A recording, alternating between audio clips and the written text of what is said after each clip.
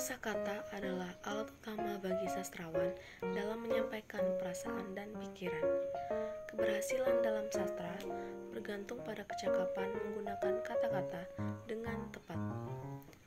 Mengingat perbedaan arti dan rasa sekecil mungkin, bahasa yang digunakan oleh sastrawan haruslah bahasa umum yang dipahami masyarakat. Meski bisa melibatkan kata-kata kuno atau daerah untuk efek puitis, penggunaan kata-kata asing dan perbandingan juga harus memberikan efek puitis dan universal. Kesalahan dalam penggunaan kata-kata, baik dari bahasa daerah maupun asing, dapat mengurangi kepuitisan karya sastra.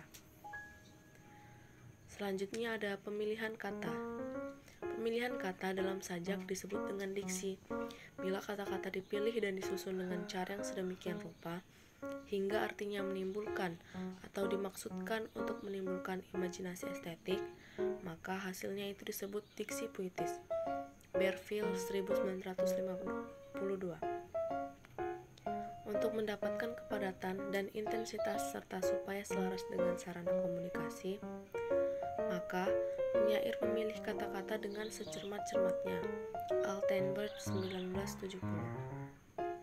Lalu dalam kata ini ada denotasi dan konotasi. Apa sih itu denotasi? Denotasi adalah makna yang sebenarnya, yang apa adanya sesuai dengan kamus. Lalu ciri-ciri dari denotasi itu sendiri yaitu mengacu pada makna dasarnya, seperti rumah yang bermakna sebagai tempat tinggal, tangan panjang yang bermakna sebagai tangan yang panjang, dan kambing hitam yang bermakna sebagai kambing yang berwarna hitam. Sedangkan konotasi adalah makna tambahan atau asosiasi emosional yang terkait dengan kata tersebut. Ciri-ciri dari konotasi yaitu mengacu kepada makna yang memiliki arti tidak sebenarnya. Contohnya seperti rumah bermakna sebagai kenangan indah, kehangatan, dan lain sebagainya. Tangan panjang berarti sebagai orang yang suka mencuri. Kambing hitam bermakna sebagai orang yang seharusnya tidak bersalah tetapi dituduh bersalah. Selanjutnya ada bahasa kiasan perbandingan atau perumpamaan. Simile ialah bahasa kiasan yang menyamakan satu hal dengan mempergunakan kata-kata pembanding.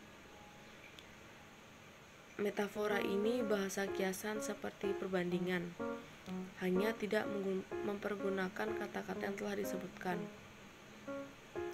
Metafora menyatakan sesuatu sebagai hal yang sama atau seharga dengan yang lain, yang sesungguhnya tidak sama.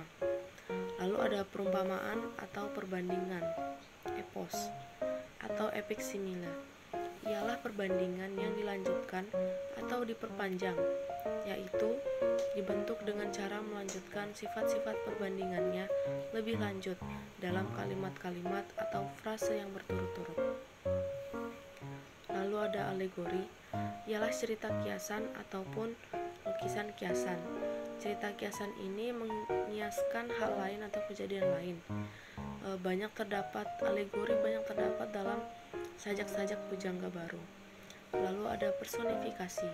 Kiasan ini mempersamakan benda dengan manusia. Benda-benda mati dibuat dapat berbuat, berpikir, dan sebagainya seperti manusia. Lalu ada metonimia, bahasa kiasan yang lebih jarang dijumpai pemakaiannya dibandingkan dengan metafora, perbandingan, dan personifikasi ialah metonimia dan sinekdodi.